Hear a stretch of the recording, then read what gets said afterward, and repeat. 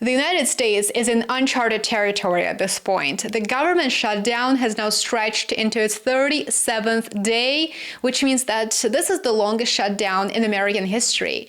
It began as a political standoff in Washington, but since then it has evolved, it has transformed into a nationwide economic and political crisis, because let's not pretend that a government shutting down for longer than a month is a normal thing. Nowhere in the world is this a normal thing. Earlier, I posted this on my Telegram. The shutdown is costing the US economy an estimated $15 billion every single week.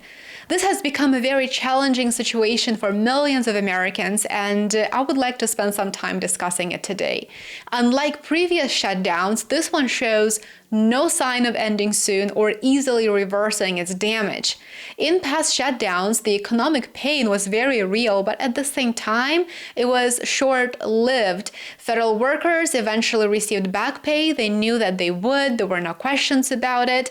Government contracts resumed and growth rebounded.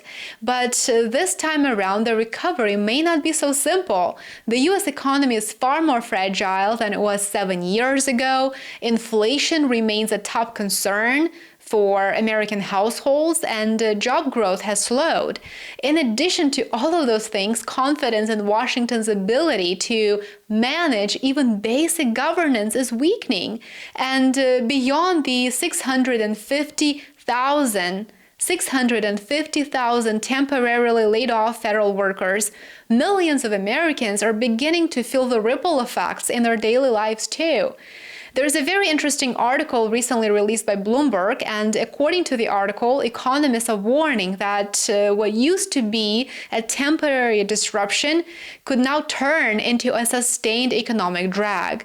The Congressional Budget Office estimates that if the shutdown continues through Thanksgiving, up to $14 billion in economic output will be permanently lost, meaning they will be gone forever.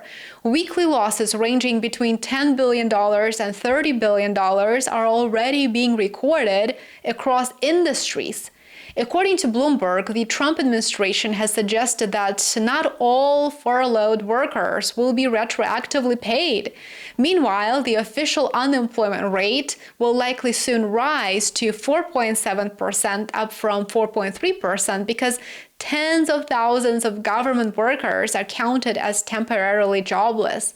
What's important to understand is that the federal shutdown's damage goes well beyond Washington. It doesn't stop there.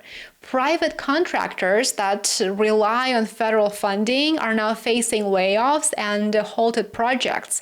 An estimated $24 billion in federal spending on goods and services has been frozen.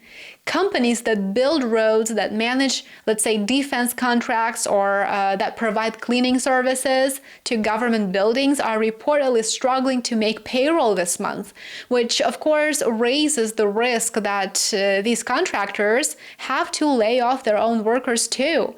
There's more bad news. Small businesses are another casualty. With the U.S. Small Business Administration unable to issue new loans, more than 4,800 small firms are missing out on nearly $2.5 billion in financing.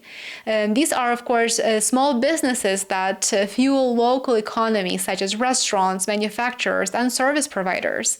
The U.S. Chamber of Commerce says the situation is, quote, beginning to pile up, and warns that businesses need government to function. Of course they would, we all do. Even the nation's transportation system isn't immune to this. Airports are reporting delays due to overworked and unpaid air traffic controllers. How scary is that? Some of the country's busiest travel hubs are now struggling to keep operations smooth as morale plummets among essential employees who are working effectively without pay for over a month. And I think you would agree with me that air traffic controllers should not be overworked, and they should not be working without pay, because this is absolutely terrifying.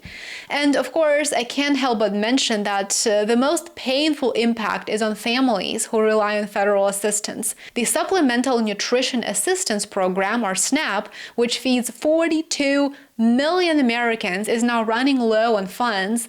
The administration has promised partial payments for November, but of course those could take weeks to arrive.